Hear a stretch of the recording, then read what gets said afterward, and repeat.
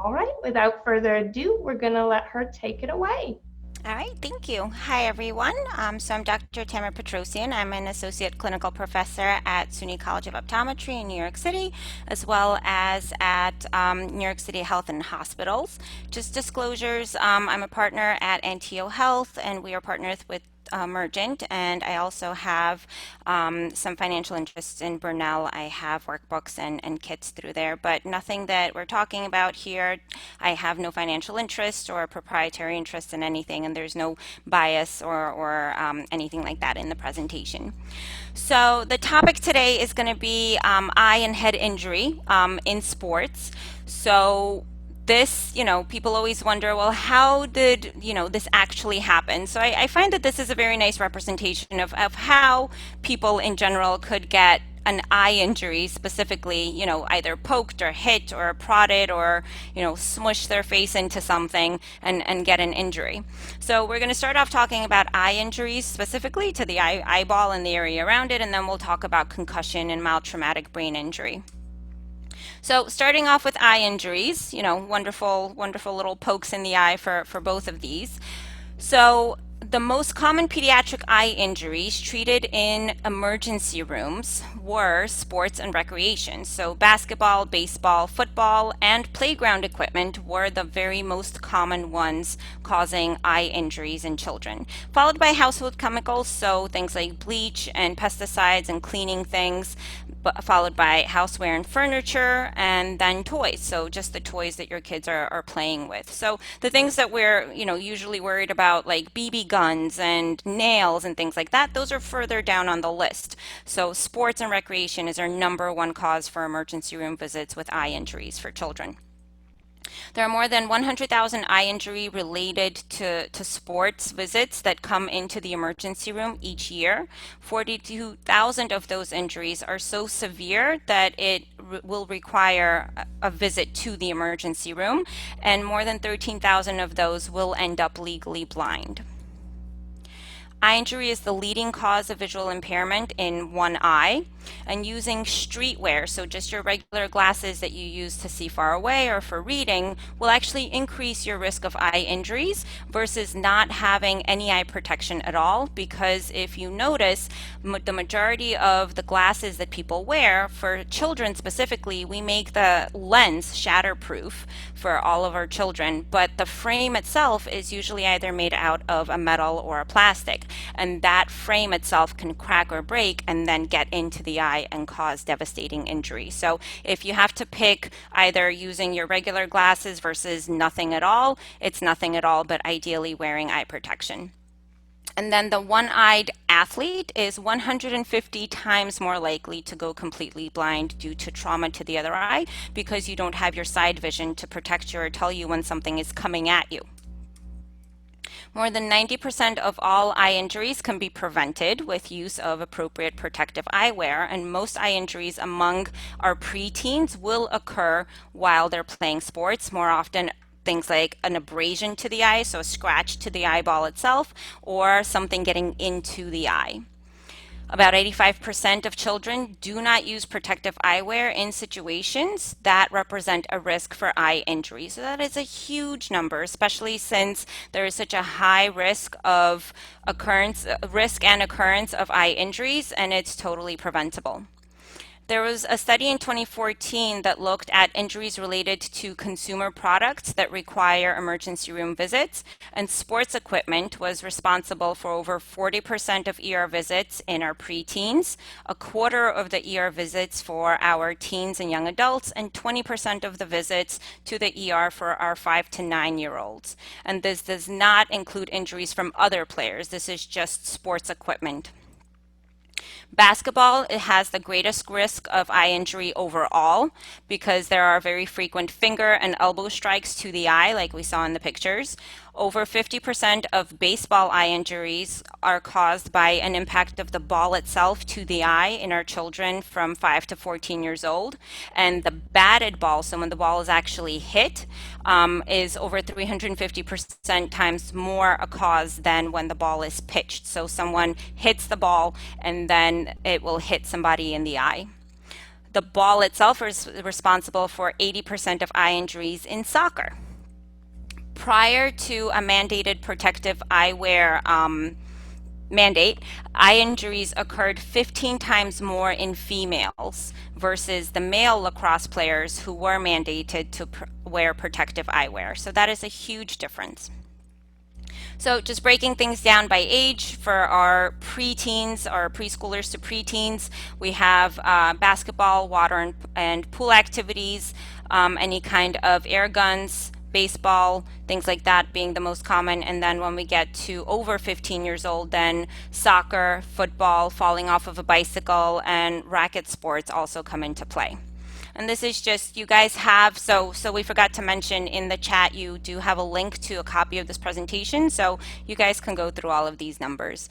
So again, anything that has a small or fast projectile is going to be your highest risk for your eye injuries.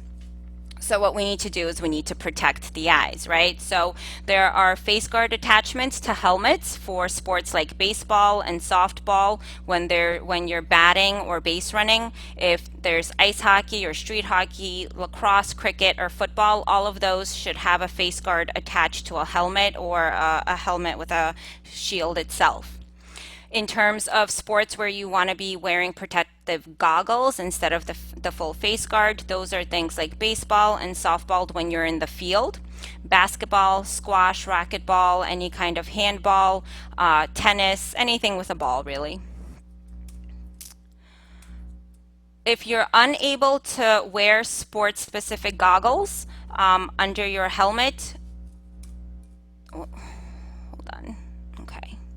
You want to be able to wear the sports protection specific to the sport that you're playing. So if you're unable to get the sport specific protection, then you can wear the goggles under your helmet.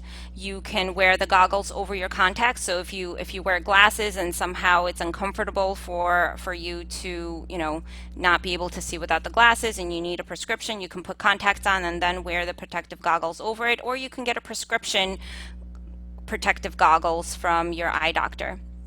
You want to make sure that the protective covering, whatever it is, both the lens and the frame, adhere to the correct standards. And there are standards that the eye doctor and the optician that makes the protective goggles will know about.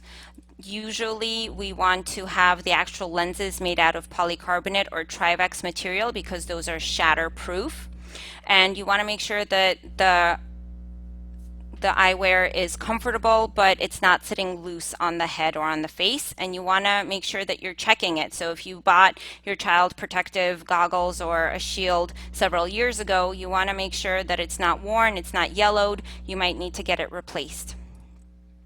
So the different types of eye injuries that we can have a black eye, a scratched eye, we can get bleeding in the back of the eye, we can get something getting into the eye, but again, the most common ones that we see are scratches to the eyelid, to the eyeball, as well as something getting into the eye. And then we have a whole, lot of other things that can happen, but those two are the most common ones. If you do have a child or you yourself get an eye injury, you want to make sure that you're not touching, you're not rubbing, you're not putting any kind of pressure or contact onto the eye because that's going to cause even more trauma or damage. You want to try to keep the eye closed because blinking can actually cause materials to move around if there's anything in the eye to move around and scratch things up. A lot of first aid kits, especially on the sports field, the kits of first aid will have a shield, an eye shield that you can put on the eye so that the kid doesn't touch at it and is able to keep the eye closed. If not, you can always get a plastic cup and put it on and kind of tape it around the eye so that the eye kind of stays protected. If there is a lot of swelling, you can put some cold on the area around. And if there is something in the eye, you want to make sure that you're not removing anything from the eye. Even if there's a contact lens in there and the kid is crying, don't remove anything because, again, removal can cause more damage. And you should be going, if you do get an eye injury, going to your optometrist, your ophthalmologist, or the emergency room if you're not able to get in touch with them so that you can get the problem fixed and taken care of. Only 14% of children wear protective eyewear for all or most of the time. So again, that's not okay. It's causing a lot of damage that we could be preventing. So that was just a quick overview for eye injuries. We're going to go on to head injuries and mild concussions and mild traumatic brain injury. So a concussion or a mild traumatic brain injury is a complex pathophysiological process that affects the brain and is induced by trauma. It's caused by an acceleration and then a deceleration force that are applied to the moving brain. So you can think of the brain as jello sitting inside of a container. So it's not really tacked down anywhere. It's kind of moving around and very, very fluid. So if the head hits something, your brain will jiggle around. Or if your body is moving and it gets hit, even though your head doesn't get hit itself, your body is moving very quickly and then very suddenly stops. Your brain inside of your head will also jiggle. It'll go fast and then it'll go slow, and those forces are going to cause the problems. Those forces where something is moving quickly and then stops very, very quickly is going to cause shearing or tearing and distortion of both the blood vessels and the brain cells themselves.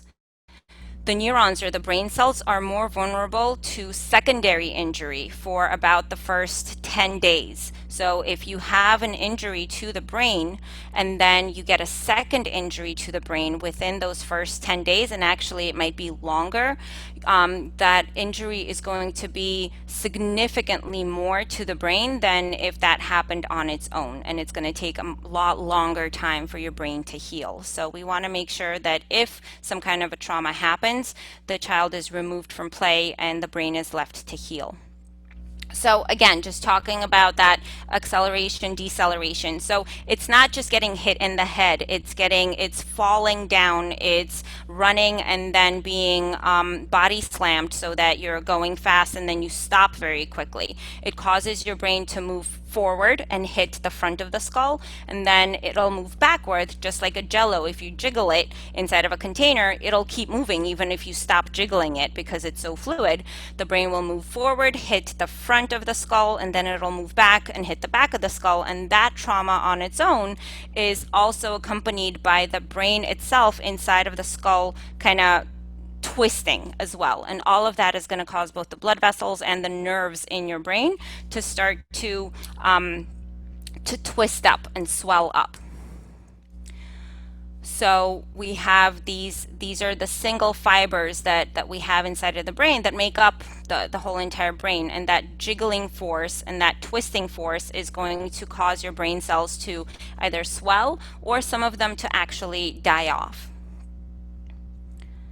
Developing brains have physiological variables that change continuously while we're growing. So there's so much going on in our children's brains that is changing and growing, and things that we don't even know about. It's unclear how brain development is affected by a concussion in the formidable years.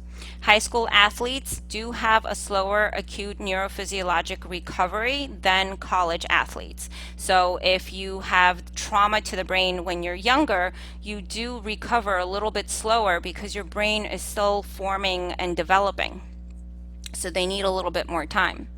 Continuing to play with a concussion can lead to greater and more serious injuries. And this is called second impact syndrome, where you get a secondary injury before your brain is fully healed. So when you get a concussion or a traumatic brain injury, the things that you might notice in someone immediately is their inability to play as well as they were before. They can have this fogginess and confusion, and just kind of they're moving slow, they're thinking slow, they're having difficulties with their memory, they're emotional, they have problems with coordination. And then, more things like vomiting or dizziness, headaches, distracted very easily. Those are, more seeable, but just that fogginess and confusion is very common in patients that have had a concussion. Not all concussions are caused by a blow to the head, like we talked about, and not all concussions are going to result in a loss of consciousness. So just because the patient didn't lose consciousness, or just because there was no bleeding in the brain when if they were taken to the doctor or taken to the emergency room, the images that was done, if it's an MRI or a CT, the imaging studies can come back totally normal or negative because it's not enough trauma to really cause bleeding inside of the brain. It's not enough trauma to show up any kind of a lot of inflammation in the brain. It's not enough to show any cracks or breaks in the skull, but the brain itself is traumatized. And the initial symptom severity is not going to be an indication of the time that the patient needs for recovery, because not all concussions are going to exhibit symptoms right away or immediately. And again, the most common one that you'll kind of run into is they just say they feel dizzy and kind of very confused.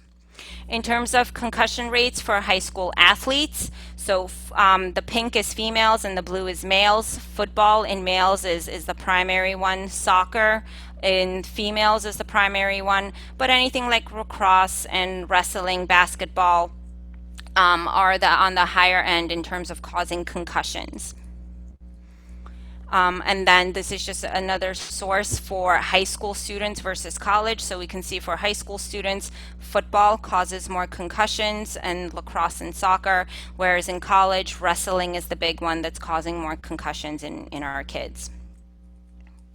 In terms of how they get the concussion, player-to-player contact is the biggest one. So that means that they somehow body slam each other or hit each other. That is the primary cause of the concussion happening. And then player equipment and player-to-surface contact are more secondary. So we can have delayed symptoms, as we talked about. So the symptoms can be right away, or they can be delayed for a week or two. So they can start having things like headaches, disturbances with sleep, ringing in the ears, problems with their balance. A lot of them have sensitivity to light or to noise. They can have emotional and behavioral changes. They can become depressed, stop sleeping, be very irritable and anxious. And then cognitively, they're going to have this mental fogginess, problems concentrating, very distractible, and difficulties with their memory.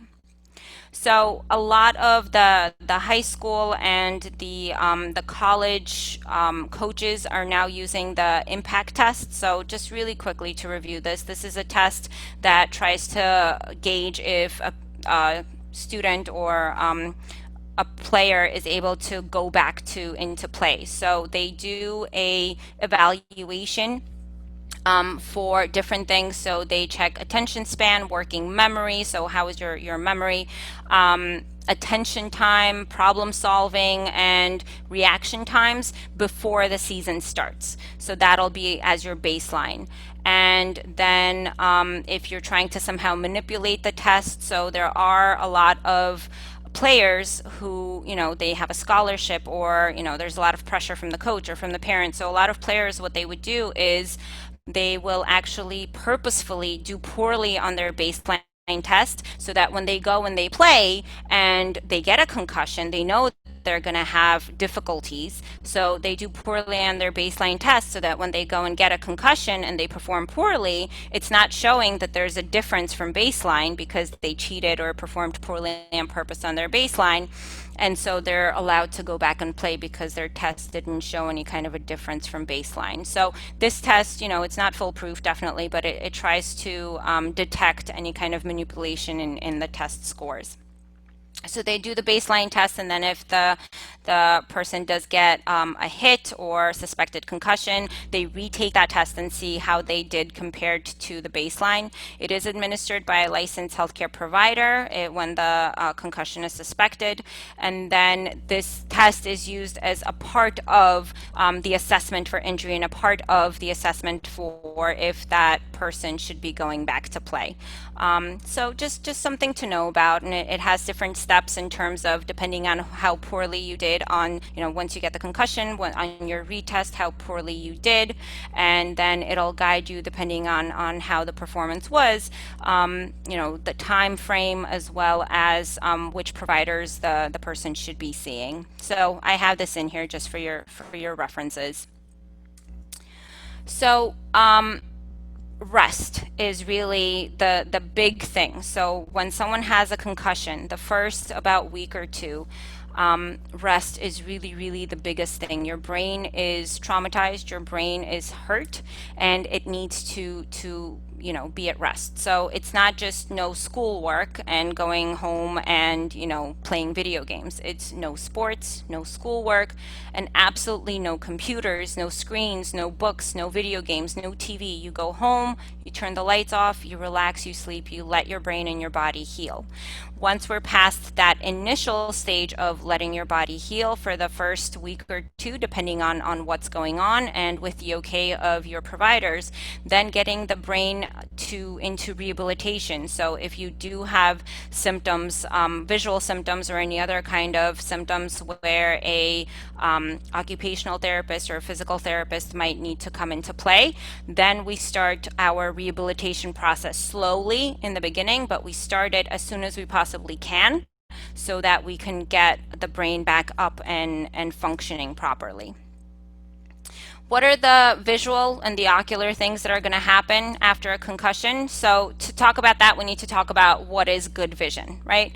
So good vision involves the ability to take incoming visual information from the world, to process that information, to get meaning from the information that we're seeing, and then to use that information to go and interact with the world. So just simply having 20/20 vision is not enough to say that somebody has good vision, because vision is so much more complicated than just having 20/20 vision at far away. So we can think of our vision as our hardware. If we're talking about a computer, as our hardware. Our eyes are the hardware of our visual system. So for good incoming visual information for our hardware, we need to have good distance vision, so our eyes are healthy and we have no need for glasses, or we're wearing our glasses for far away. We need to have good vision up close. So we have a focusing system, just like you have on your phones when you're taking a picture of something. If you want to take a picture of something that's far away versus up close, you click on it so that it'll zoom in on the exact distance, right? We have the same kind of focusing system inside of our eyes. So when we're looking far away, our focusing system is relaxed. When we're looking up close, our focusing system actually has to increase its power to be able to zoom in and to focus on that close distance, and then it has to stay focused at that distance for as long as we are looking at that distance. We have to have good eye teaming. So that means that the eyes need to be pointing at the same place at the same time. So when we're looking far away, our eyes are parallel to one another. But if we're looking at something up close, our eyes need to come in and turn in towards one another. If you see my eyes crossing in, our eyes need to be able to turn in so they're looking at the same place at the same time, so that we don't see double. If our eyes don't point at the same thing at the same time, we're going to see two different things. And then we also need to have good eye tracking. So are we able to follow an object when it's moving around? Can you track my finger? Or are we able to accurately and quickly jump from one thing to the other when we're looking at different things in our visual environment? And then if we talk about just reading in general, so there are so many things that come into the function of reading. So we need to be able to focus on the page to make it clear. We need to be able to comfortably keep that focus, so be able to sustain that focus comfortably. We need to coordinate the eye teaming, so our eyes are pointing at the same place at the same time.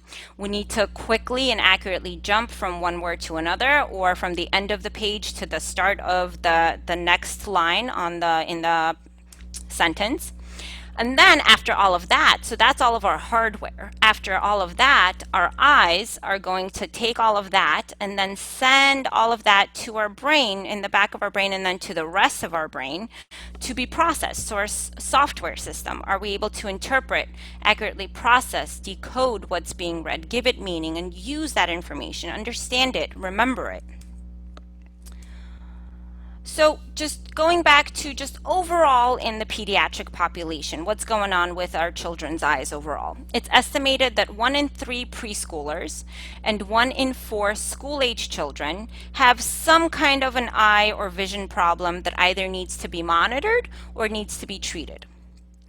This number is higher if it's a child that's born prematurely, if it's a low income or a minority family. If these problems are left untreated, the eye and vision problems can lead to difficulties in proper development, in getting proper education, and depending on what it is, potential permanent vision loss. If we think about schooling, right, so that's very apropos for right now, school starting back up. If we think about how schooling works, in the beginning, preschool to about second, third grade, our kids are being taught how to read properly, right? Grammar and reading and all of that. But then after third grade, so once we're in third or fourth grade, they're now being given text to read, to learn. They're supposed to read the text, learn from it, remember it, comprehend it, and then they're supposed to regurgitate or explain or use the information that they read. Vision disorders are the fourth most common disability in the United States and the most most prevalent handicapping condition that we have during childhood. So it's something that's preventable and something that is around just in our general population in our children. Now let's talk about our children that have had a concussion. So the effects of concussion, we talked about the immediate effects of concussion, but the long-term effects of concussion are, we talk about children needing glasses. So if someone has a very, very small prescription, their vision might be just a teeny tiny fuzzy, but they're really not going to notice a regular person, and they're really not going to need glasses. So your eye doctor is really not going to prescribe glasses for you if you have a very small prescription, because you don't really need it. You can see 20/20 and you're fine. But someone that's had a concussion or mild traumatic brain injury, they're going to have a very, very high sensitivity to the need for those low glasses. So they might have just a quarter of a step of a prescription that can make a huge difference for them because they're so very sensitive.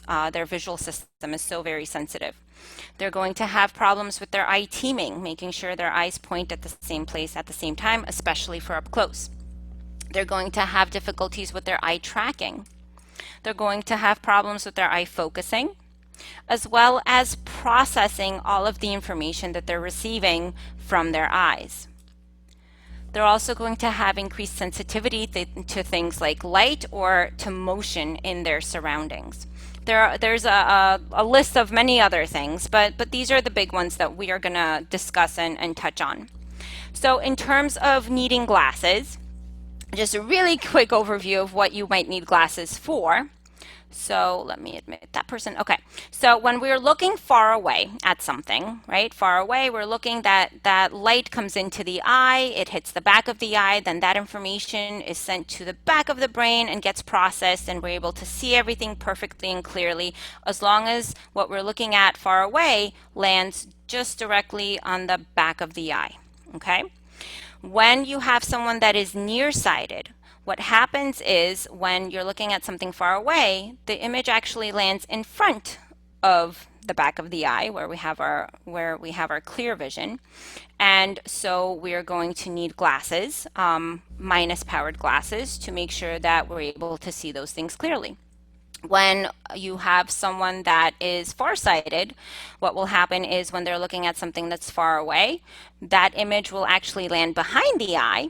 And so they can either use their focusing system to make it clear if it's not too blurry, or they're going to need plus lenses to do the focusing for them and clear that image up by bringing that image to the back of the eye. Okay? When you have someone that has astigmatism, so what that means is it's usually due to the curvature of the eye being not a perfect sphere. Okay, so usually the front part of the eye is a perfect sphere. Sometimes it has a little bit of a difference in curvature to that front surface. And so all that means is that when you're looking at something, when the light rays go into the eye, instead of focusing in just one place, whether it be in front of the eye, in the back of the eye, or right where it's supposed to be, it's focused in two separate places. So all that means is that when we make the contacts or when we make the eyeglass prescription, we need to put two different prescriptions in front of the same eye for the patient to be able to see clearly. So it's not a disease, it's just something that, some people have, and it's not a problem at all. It's just, relative to how we need to make our eyeglasses or contact lenses. So let's talk about eye teaming. A lot of these patients, so if your eyes, one eye is turning in or one eye is turning out, that is called strabismus, when the eyes are just totally not working together at all. Something that is a milder version of that is something called convergence. So convergence is being able to turn your eyes in when you're looking up close. Convergence insufficiency or inability. So again, when we're looking far away, our eyes parallel. If you look at my eyes, when I'm bringing my finger close, my eyes need to be able to turn in so that they're still looking at the finger and I'm still seeing one finger. So somebody with a convergence insufficiency, somewhere, depending on how bad the insufficiency is, so somewhere around here or somewhere around here, that's it. Their eyes are not able to team anymore. And so even though I'm bringing my finger close, my eyes are not turning in anymore because I'm not able to keep my eyes working together as things come closer. So they're unable to team their eyes up close. And where do we usually hold our phones or tablets or books? We usually hold them, over here, over here, over here for some of our kids. And so if your eyes are not able to point at the same place at the same time, or you're not able to sustain that comfortably for a long period of time, you are either going to get double vision, you're going to strain really hard so that you start getting a headache or an eye ache, or you're just going to avoid doing the task altogether.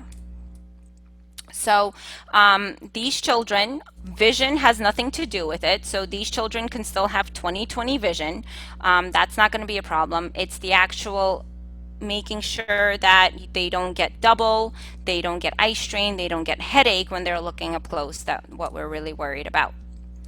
In terms of eye tracking, so these patients are going to have an inability to just look at something, just to keep their eye on something and stay fixated on it.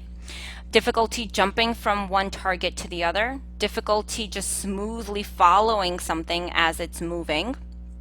And this is something that absolutely cannot be treated with glasses, with contacts, with surgery, or anything like that. This is something that can only be treated by vision therapy, which we'll talk about a little bit later. So if we take a look at a child with normal ocular motor skills reading, so the circles is where they make the pause, and then the lines are where they jump. Sometimes they make a jump back, but overall they make little pauses and they keep going. This is someone reading with an ocular motor dysfunction. So they have a lot more pauses. The bigger the circle, the longer they're kind of staring at that word because they're not really understanding, where they are on the page. And they're just jumping all over the place and they're just really lost in the page. So we're just going to take a very quick second. I want you to start up here. And I want you to read this text going up to down, up to down. I'm going to give you a minute to do that. So, you're able to read this, I'm sure you are. You're able to actually read what it is, but notice how much slower, how much more actual effort you need to put into how you're reading it and how you're moving your eyes and where you're focusing.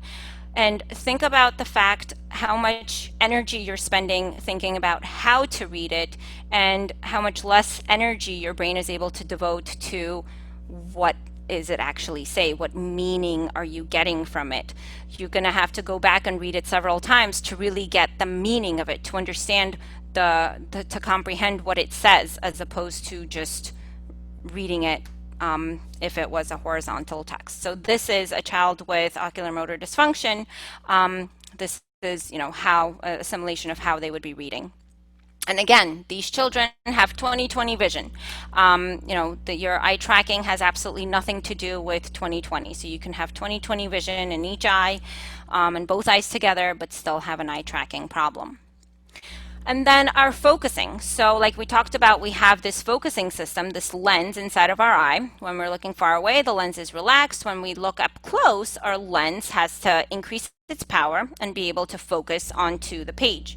So we have two different things here. First of all, is the lens able to focus this close if your kid is holding their book or their phone this close? And then two, are they able to sustain it for a long period of time? And then 3, how's the flexibility? So when we look at the board, then back at our book or notebook when we're taking notes, and then back at the board and back at the book, our focusing system has to go up and down and up and down. So how is the flexibility of that happening? So all of that can cause a problem. And again, if a child is having difficulty with their focusing system, things can get very, very blurry up close. They can get a lot of headaches, a lot of eye strain, and then they'll start avoiding doing the tasks, and they'll start fidgeting, and they'll stop wanting to do their homework. And it's not because they're stupid or they're lazy, it's because they have a headache or their eyes hurt or they're just unable to comprehend what they're reading because they're spending so much energy and effort just trying to read. And again, these kids have 20/20 vision.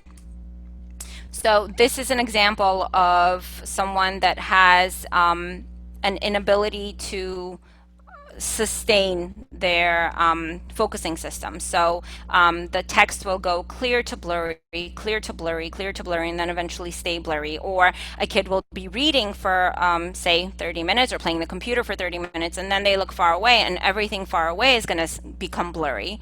And that is because your focusing system was so overstressed and strained and focused up close that it's having a hard time relaxing that focus and making sure everything is clear far away. So this is just a compilation of what kids might be seeing when they're reading. And yes, if you really stress and strain, you can read all of these, right? They're readable, they're legible, but how much effort and stress and strain are you really putting into making out what it is you're reading? And would you want to be reading like this and learning like this every single day? Of course not. One of the biggest things that I have parents coming in and telling me is, well, they never told me. The thing is, the kids don't know to tell you, right? Because this is how they've been seeing their whole entire life. This is what their visual world is like. And they don't know that you're not supposed to get a headache after reading for 15 minutes. Things are not supposed to move around on the page. They're not supposed to go blurry and then single.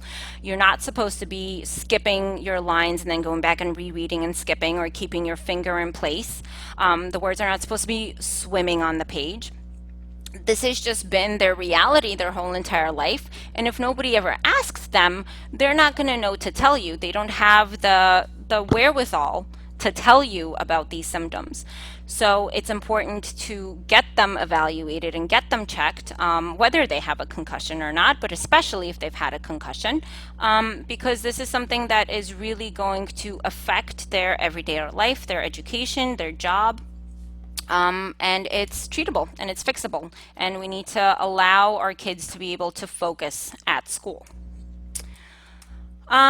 So we talked about the hardware. In terms of the software, what's going on in the actual brain once it gets all of that information. So our visual processing is how well does the brain process the information that it receives through the eyes, and is that processing of the information then able to allow the child to optimally interact with the world. So a child, there's different kinds of, or different types of visual processing disorders, but in general, a child that has a difficulty with visual perception, visual processing, is going to have a lot of confusion with letters and shapes, positions, and objects. So letters that look alike are going to be very difficult, or numbers that look alike are going to be very difficult for them to distinguish between. They're going to have a hard time finding a specific piece of information on the page or on the board. If you have words that have similar beginnings or endings, they're going to mistake them. They're going to have very slow and disjointed readings, difficulty with comprehension of what they're reading, difficulty just learning the alphabet, with spelling. That is a big one. Spelling is very difficult. Difficulty reading charts and graphs and maps. That's very hard for them. Math in general can also be very difficult. For our little guys, just playing with blocks and cubes and anything that requires like eye-hand coordination. They kind of refuse to play with puzzles when they're toddlers. So visual processing disorders can happen on their own just because of, developmentally visual processing hasn't developed properly. But with a concussion, it's definitely something that we see as having a bigger prevalence if the child has had a concussion. So in general, just some things to ask in general. These kids are going to have blurry vision after reading. So far away, things are going to be blurry. They're going to get headaches. They're going to get eye strain or pulling around their eyes. Double vision. You're constantly going to see these kids rubbing their eyes or sitting like this. And they're sitting like this, not because they're being lazy. What this is doing is it's closing off one of the eyes. So if they have a problem with their eye teaming, if you just take away the problem, there's no teaming anymore. You have 20/20 vision. It's just the problem is you have really clear two objects. So if you close one eye, you take the problem away, and so they're going to be slouching like this. And again, this is not something that to ask your kids. This is not something that your kids are going to bring up on their own. So so it's very, very important to make sure that the kids get an eye exam, a proper eye exam by an eye doctor. So we have school screenings, we have pediatrician screenings, but those screenings, while important, miss all of these things that we're talking about because they check for 20/20 vision. And like we talked about, 90% of what we've just discussed, the child can have 20/20 vision, but still have all of these problems and issues. So, this is another graphic that I created just to kind of give you a visual representation of what your child might be seeing when they're doing their schoolwork and why they might be fidgeting and complaining of headaches or not doing their work or sneaking away to play or, throwing spitballs or whatever it is they might be doing. So these are my three little guys. I'm blessed with three little boys. They're wonderful. Love of my lives and also the bane of my existence. They're wonderful and also keep me very, very busy. So what I have up here are different organizations that you can visit, and all of them have a zip code placer where you can type in your zip code so that you can find an eye doctor in your area that can do a comprehensive vision examination on your little one. What is it that is done during the eye exam? So this is my oldest one. I think he was 4 at this time, and Michael was 3 at the time. I brought them in to do eye exams, and they decided to examine themselves. So when we have a comprehensive exam, we are going to do a very thorough case history about, the pregnancy, about the birth, about development, about the family. We're going to measure what the vision is in each eye individually, in both eyes together, both far away and up close.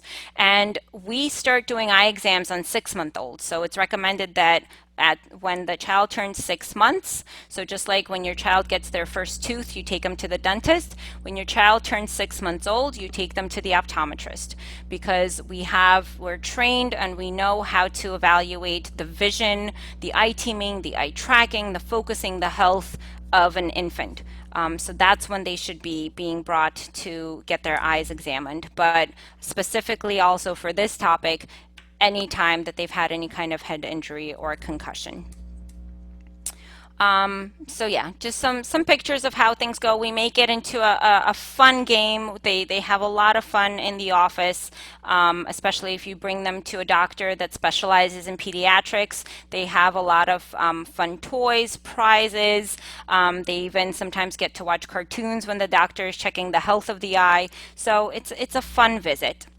And then if your child does have problems like eye teaming, eye tracking, eye focusing, perceptual dysfunctions, all of those can be treated or can be helped in combination with other therapies by something called vision therapy. So, if you've heard of speech therapy or occupational or physical therapy, vision therapy is where you come in, and we do different in-office as well as at-home exercises, activities using a lot of different various kinds of equipment to specifically help the child develop or get back to their age expected norm of visual processing, of eye teaming, eye tracking, and just in general being able to use their eyes to optimally interact with the world and optimally be able to gain visual information and use it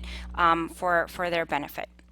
So that is pretty much it. So safe concussion outcome, recovery, and education is key, really. We just want everybody to be healthy, to be safe. I just want to bring up something called the InfantSEE program. So if you're not aware of the InfantSEE program, it is a program that was launched by the American Optometric Association in 2015, where an infant anywhere from 6 months of age to 18 months of age is able to come in and to a participating optometrist and get seen for a full comprehensive eye exam at no cost. If you have insurance, you don't have insurance, we don't care, it doesn't matter. It's at no cost, that first eye exam. So in terms of recommendations, when you should be taking your children in to see an optometrist, it's at 6 months, like we said. Then when they're 3 years old, so preschool age, when they're 5 to 6, so when they start school, and then every 1 to 2 years after that, depending on what your doctor is recommending for you, or more frequently if there's something that your doctor is looking for. So this is a wonderful program. If you have little ones, you can go on to infantsee.org, and I'll put that up. And then I know that with all of us going back to virtual school or hybrid school or working from home, this is very, very important. So no matter what's going on, how old you are, your visual hygiene, visual posture is very important. So I put this together to make sure that you have everything set up. You need to make sure that the feet of your child are on the floor. So if you have a chair where their feet are not touching the floor, it's very important to put a box, to put something under their feet where they're able to actually put their feet on something. They should not be dangling. The computer screen itself should be, the top of the screen should be at eye level, and then the bottom should be at an angle over here, about a 20-degree angle, tilted over, but they should not constantly be looking down or looking up. Their neck should be straight, their back should be straight. And the chair should be, and the desk should be a proper height so that they have a nice 90-degree angle when they are sitting, and very important to have back support so that they're supporting their back. In terms of how far away the computer should be, this is critical, and this is for anything that you're doing up close, whether it be reading or doing writing or working on your phone, on your computer, and this is for everyone really. If you go from the middle knuckle down to your elbow over here, so this distance is at least how far your screen or your reading material should be from your eyes. There's the 20-20-20 rule, so you want to be giving your eyes a break. Even if you have the best visual system, your hardware, your software, everything is working great, it's going to get tired out. It is a system. It needs a break. So every 20 minutes, take a 20-second break by looking at least 20 feet away. And if you're able to just get up and kind of move around and look out a window, that is optimal. You don't want to go from looking at the computer screen to looking at your phone or anything else within arm's reach. You want to try to look 20 feet away, because that's not taking a break. If you're going from a book to a computer or a computer to a phone, that's not taking a break. Hydration is extremely important, so you want to have a closed water bottle right next to you so that you can sip through the day. Lighting, it shouldn't be too dark, it shouldn't be too light either. Natural lighting is best, and if you're working on reading text or writing, you should have illumination directly on the page so you have a nice central illumination. If your child or you are doing any kind of written work or any reading work, you should invest in a slant board, so they're boards where this part is lower and that part is higher at about a 20-degree angle, so that it's ergonomically better for everything, for your head, shoulders, neck, and eyes. And then just encouraging outside playtime as much as possible is always a good thing. And we are all done. How are we doing on time? Oh, I took up most of the time. Sorry, guys. But yeah, again, so these are the different organizations in the United States that you can look up to find an eye doctor, an optometrist near you, that can help you, both evaluate as well as treat your child if they have any of these problems or dysfunctions. I know in outside of the U.S. there are also behavioral optometry organizations that have similar sites that you can visit to help find an optometrist in your area. All All right. right. Um, all right. We do have a couple of questions that came in while you were presenting. I am going to ask Sherry to go ahead and unmute. She had a question a little further back in your presentation. Okay. Well, I Yep. wanted to ask, did InfantSEE change it from 12 months to 18 months? They did. They did. So Wow. just a couple of a month ago. I want to say a month ago, maybe 6 weeks. Because parents weren't able to bring their babies in because of COVID-19. So Right. so So, yeah, yes, the regulations were changed from 12 to 18 months now. good because yeah, I had my grandson. He's 16 months now. We were going to take him back Yep. in March, and then boom. So that's Right. good. Exactly. So that's a perfect example of why it was extended. Okay, perfect. Okay, is do children who are using their finger Yeah. Huh. to read, is that always indicative of a visual processing dysfunction, Not or is it just a new reader or Not necessarily. So it depends on age. So, our visual system is developing. So it could be normal for, a 3, 4, 5-year-old to read with kind of track with their finger. We stop seeing that at about, 4 or 5 years of age. We stop seeing that finger Mhm. tracking. Yeah, so if I'm Um, seeing an 8-year-old doing that, then it's time to go to the doctor. Yeah, if you're seeing an 8-year-old doing that, they should be evaluated. It could be due to many different things. It could be just, things are blurry. It could be a processing issue. It could be a tracking issue. It could be a teaming issue. So they need to be evaluated. Okay. And then my friend's husband had a stroke like 3 weeks ago. Yep. Is it going to be important for him to have a pair of glasses? So stroke, depending on how severe, can be considered it is a traumatic brain injury. It's just from the inside as opposed to from the outside. So everything is true. That everything that we reviewed is true for stroke patients as well. Okay. I know the bleed was on the right side, but Mm-hmm. they couldn't do surgery because of where it was. So Okay. he's actually going home in a week, which is amazing. Yeah. But I did already kind of tell her that he should be evaluated for by a Yeah. VTOD. Definitely. So that's yeah. Yep. Okay, I just wanted to see if I was giving her the correct information. Definitely. Okay, thank Yeah. you. And Great. just because someone's had a concussion or a stroke doesn't mean they're definitely 100% going to get these problems, but these problems are prevalent in these patients. They're prevalent on their own, but much more so in these patients. And so it's, kind of your due diligence to make sure that they're not there. Okay. I mean, would it help more with his rehabilitation and mobility if he did? Definitely. Okay. Yes. Yes, definitely. All right. Great. Well, this has been very informative. I liked it. Thank you. Thank you. All right. One other question we have for you. Yes. Do you know of any specific apps or tools to put on tablets or computers to help cut down on blue light or just excessive light from the screens? So the blue light thing is big right now, especially with all of us on our electronics. There are a lot of publications out there or case studies out there where blue light blocking glasses have made patients feel more comfortable on the computer. There are patients that will just go into their settings and just decrease, so you're able to change the color and the temperature of your computer screen or your phone screen. So you're able to just go into your settings and decrease the amount of blue light that's being projected from your computer screen. So patients are equally happy with that. Personally, I am not aware of any apps specifically, but you know what? I really wouldn't be surprised if there were apps out there that will.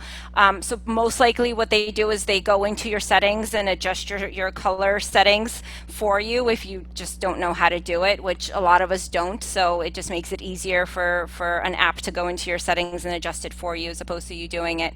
But I'm assuming that that's probably what they're doing. So there's people that say everyone should have blue blocking glasses, people saying that it's nonsense, and then people saying that if you just decrease the blue off of your screen, then that's good enough. So it kind of depends on the patient and their comfort, right? So something that works for some people might not work for others. So it's definitely something that if you're having issues to look into, but definitely talk to, go get an eye exam, talk to your eye doctor, make sure you don't have any of those other things that we just discussed that might be causing your symptoms, and then discuss with them having different filters or apps. Another question here from a participant. Can you explain fixation nystagmus after concussion, and how can parents get teachers to understand these issues?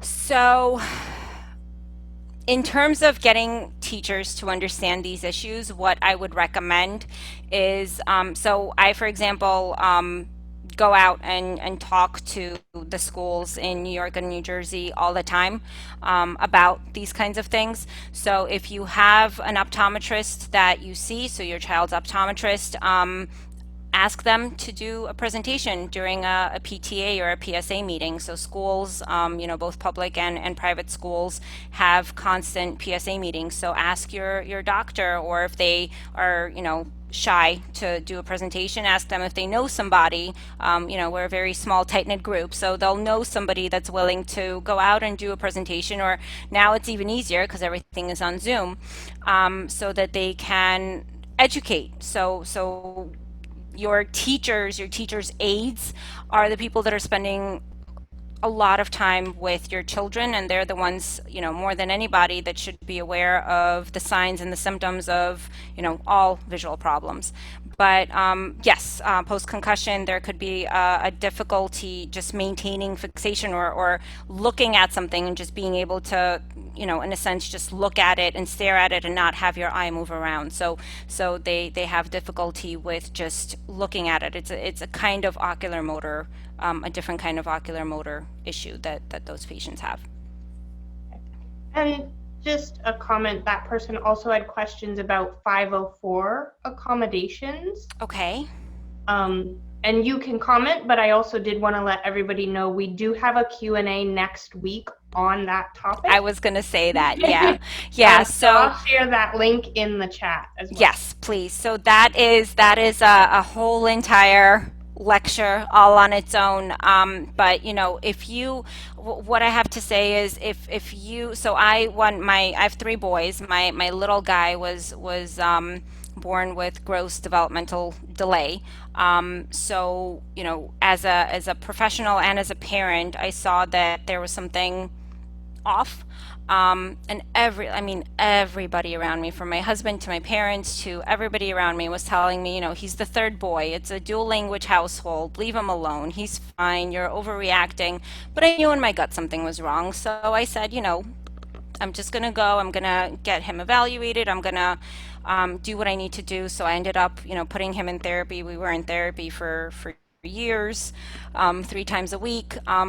And now it's night and day, So some people are still saying, he would have grown out of it on his own, but I know he wouldn't have, both as a mother and as a professional. I know he would not have, and I know that I was able to make sure that he would have the best options for a successful life for him. So don't let anybody stand in your way, and don't let anybody tell you otherwise. You are the mother, you know better than anybody else, sometimes including the father. And just, if you feel like there's an issue, there's a problem, your kid needs help, you keep fighting until they get it. And like Helen said, there's a lecture coming up next week that'll kind of review that whole interesting maze. Yeah. Okay. Anybody else have any other questions for Dr. Petrosyan?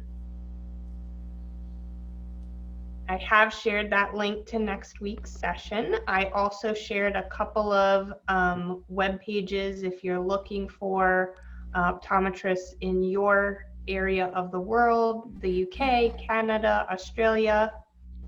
I know the COED and the OAP websites also have internationals listed. Yep. Okay, well, I'm not seeing any other questions coming through. I want to thank everybody for joining us. We will post the recorded version on Vision Therapy Parents Unite and iHeartVT's website, so you can catch us there. All right, thank you, Dr. Petrosyan. Thank you all for joining us. Have a great Stay night, well. everyone. Bye-bye.